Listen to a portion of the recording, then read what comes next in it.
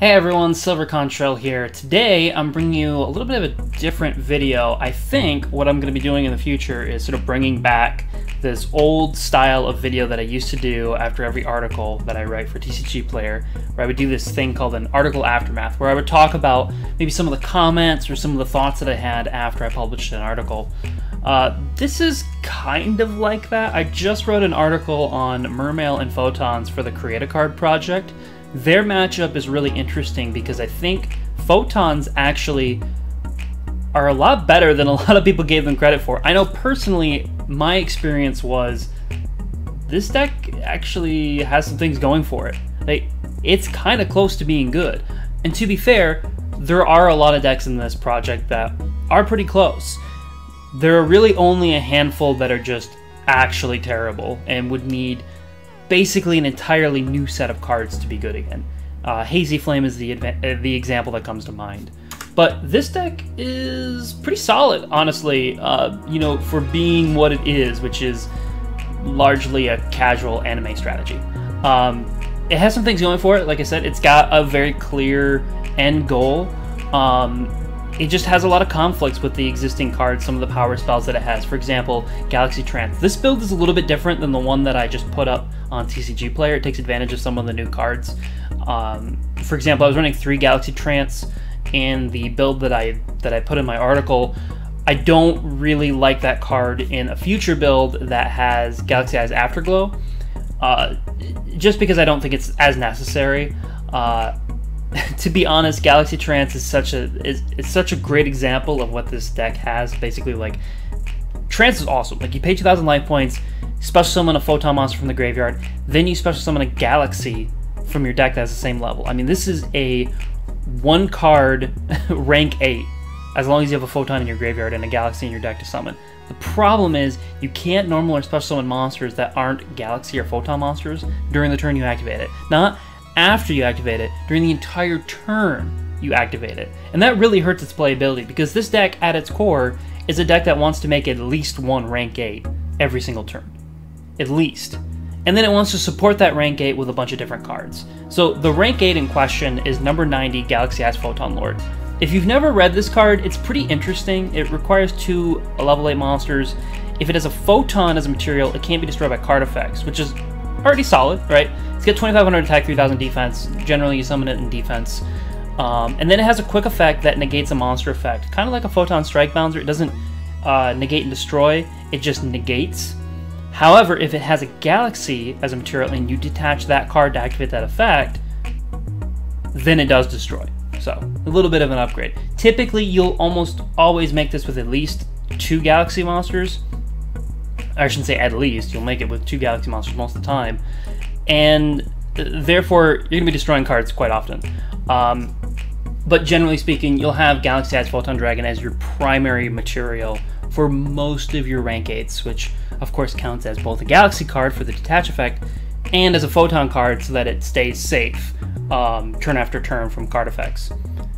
And then its second effect activates during your opponent's turn. On a quick effect, you can take a Photon or Galaxy card from your deck and either add it to your hand or attach it to this card as a material. This is basically the reason why you still want to play at least 1 Galaxy Trance, even if you're playing stuff like Union Carrier or Cyber Dragon Engine, or you're going to be making Link monsters or Xyz monsters that aren't Photon or Galaxy cards. Because you can search Galaxy Trance with this guy and then use it to basically make a huge recovery play and just be like, next turn, alright, here's a rank 8. Just solid, you know, or a rank 4 even. Although this deck doesn't really have a good way to make a rank 4 very effectively using Galaxy Trance. In fact, I don't know. I don't think this particular build can do it. But anyways, yeah, so it can replace its own materials and it can search cards. And it doesn't require a detach for this effect. So you're just getting free stuff turn after turn with Galaxy Eyes Photon Lord. That makes it a big priority for this build, and it's absolutely one of the first cards you'll want to try to summon. Although you maybe don't need 2, you probably slip in a Hope Harbinger in here. I think I had traded that out in an earlier build. So getting to the rank 8s isn't too bad. You've got, of course, Galaxy Eyes Photon Dragon. This is the card that you'll use primarily for your rank 8 summons, but you'll also manipulate it because it's an important resource for a lot of your cards, right? This is the card that you'll special summon back with Galaxy Knight. In fact, Galaxy Knight specifically wants you to bring back a Galaxy Eyes Photon Dragon. It's the card that allows you to, generally speaking, lets you summon Galaxy Eyes Afterglow Dragon from your hand, and then Galaxy Eyes Afterglow Dragon can summon a copy of Photon Dragon from the deck. You can use it with Galaxy Brave, of course. It's searched by Photon Vanisher. You can also search it with Photon Orbital. You'll often summon it with Galaxy Expedition. Of course, Galaxy Trance. Of course, Galaxy Zero, which is a card that is basically just like an extra Monster Reborn, which is okay. I don't think it's super necessary. And then the big important cards here are Galaxy Eyes Soul Flare Dragon, which is the Link 2 that I believe came out last year, and Starleech Photon Blast Dragon. So Soul Flare Dragon can summon, or excuse me, can recycle a Photon or Galaxy monster in the graveyard and add it back to the hand.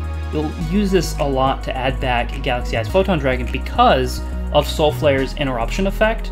So what Soul Flare does is it recycles that card on Link Summon, so you can add back the Photon or Galaxy monster in your graveyard. Then it has an interruption effect that's activated only during the opponent's main phase, which is kind of restrictive, so Soul Flare isn't amazing, but it's okay.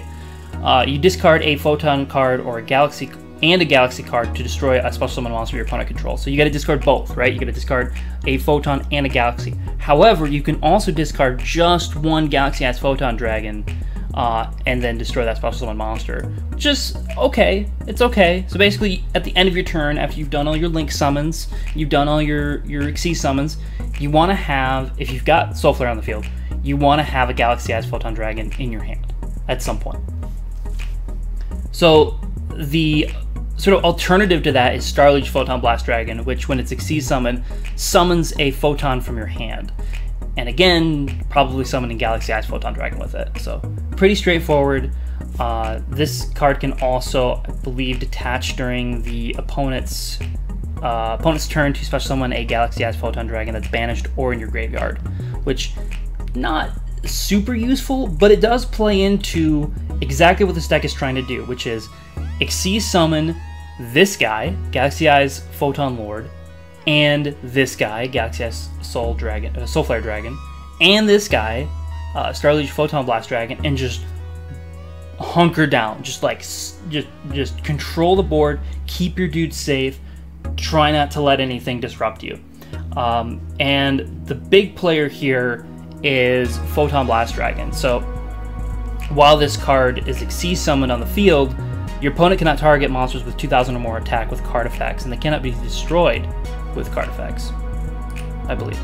Yeah, by card effects. Now, Starleech itself only has 1,800. However, your Link monster and your big Xyz monsters are all over 2,000 attack, so they become target immune and destruction immune. Which, in the case of Galaxy Eyes Photon Lord, it becomes double destruction immune, which is actually pretty solid because, again, with Photon Lord, you're getting cards every turn. With Soul Flare, you can pop cards every turn.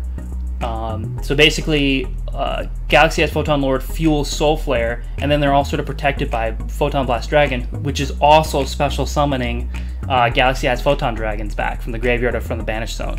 So it's like it's an okay setup. It really is. It's an okay build. Unfortunately, it completely loses to a bunch of cards. Right? Completely loses to Forbidden Droplets, which I believe doesn't target. Loses to oh man, I'm gonna space on it. But basically anything that negates monster effects widely, that's a Tetra spell. Dark Ruler no more.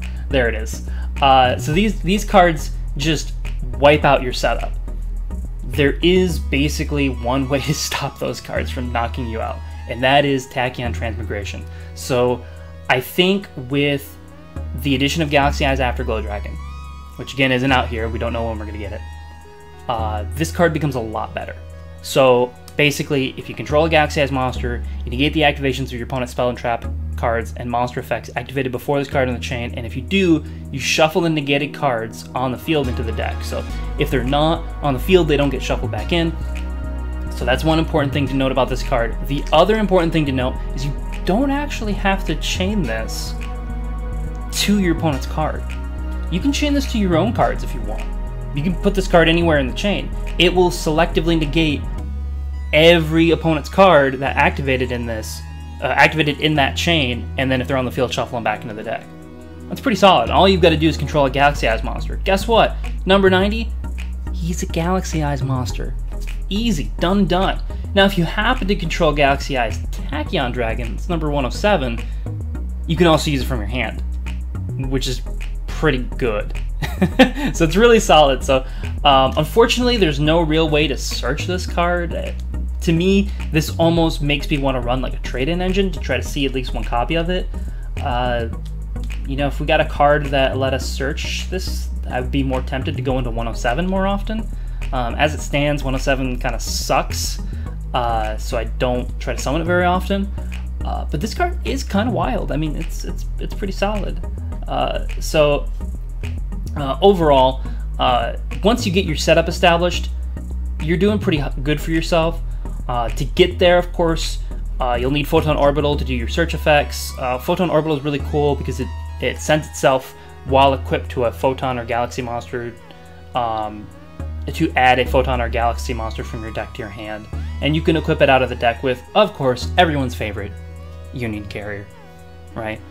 There's a Cyber Dragon engine in here. This is really just to like find Cyber Repair Plant and be able to just get another search off. There's nothing too complicated here. This is probably unnecessary. I just happen to play it because I like the idea of searching Galaxy Soldier. It can also search Photon Orbital, which is really handy. There's a 1-of Photon Sanctuary here. This is pretty okay. The only card it conflicts with is Salmagray Almirage. I believe maybe... Nope, you can make Alcy with it. Yeah. So that's pretty easy. And then Afterglow is sort of the new addition where you can special summon it from your hand if you control a Galaxy Eyes monster. This card is really solid, and I've been looking for a rank 8 that you can just attach on like your first turn, because when this card is attached as an Xyz material, you can summon a Galaxy Eyes Photon Dragon monster from your deck, or attach it to an Xyz monster you control. I can't see myself doing that often, but the idea that you can just get a free Galaxy Eyes Photon Dragon off of it is pretty good. It sort of makes you think that you can probably get 2 rank 8s off in a turn. Now, if you're going second, of course, there's all kinds of cool ways to abuse this card. In particular, with Prime Photon Dragon, you can do some kind of nutty. You can do some real nutty stuff with it. I mean, you can very easily OTK your opponent if you play into an open field. The problem is that doesn't happen often enough to really build in that direction, and it's why I'm kind of scared of trying to like actually make the Galaxy Eyes Xyz monsters that aren't number 90. Number 90 is really like a solid like modern card. The other ones are a little sketchy. They're built more for OTKs that I just don't think are that consistent. Of course, you can always turn your Galaxy Eyes Xyz monsters into full armor, which has a destruction effect on detach, which is kind of it's useful. It's useful. So yeah, this is sort of my look at the Galaxy deck. There's a lot of cool support cards here. The problem being that some of them are very restrictive. In particular, Galaxy Trance is very restrictive. Galaxy Expedition is pretty solid though. Like, just get like a free high-level monster from the deck, sort of like an emergency teleport if you already control a level 5 or higher Galaxy monster, and of course you have plenty of them. And then there's some solid stuff. The fact that you can make rank 4s without using your normal summon with Thrasher and Vanisher, and also your opponent doesn't need to control a monster with Thrasher, which is really nice. And then Vanisher actually searches your Galaxy Eyes Photon Dragon when it's summoned that way. So it's very good. Like, those interactions are very good, which is why I think with like maybe one more card, you could push this over the edge. Now, are they going to beat Mermails? Probably not. I'd say Mermails have like at least an 80% chance of winning. At least. I would, if someone asked me to put money down on Mermails winning, yeah, I'd do it. Like, easy. Like, of course there, right? But this deck is really cool, and I'm curious to see players in the TCG use Afterglow Dragon. The problem with this deck, and the problem that I mentioned in my article, is a Photon Orbital is like 50 bucks. I don't really understand it, other than obviously there's not a lot of supply going around. It desperately needs a reprint, because this deck is kind of fun. It's a really fun sort of casual strategy. It uses a lot of cool cards.